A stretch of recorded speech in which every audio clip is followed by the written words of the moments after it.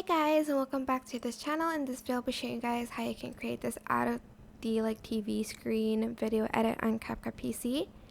So copy and paste your videos, and on the first video you're just going to go to effects and you're just going to find like a TV effect, and hopefully like you choose the one with like the border like this one or like this one or like this one.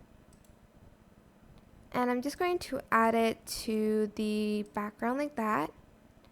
And of course you can't see it because there is the overlay. Then you're just going to select the second video, go to cutout and then select auto cutout, and you'll have this like person in front of the TV screen even though she's like kind of like inside of it, if you understand what I mean. And that is it. It's better if like you have the person like walking in front or like trying to go out of the television.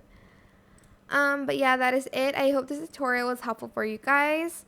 Don't forget to like, comment, share, and also subscribe to this channel if you haven't done that already. If you have any questions, just leave it in the comment section down below and I'll try my best to answer them all for you guys. And if you found this video helpful, please click the thanks button above the description box down below. Thank you so much for watching. Bye!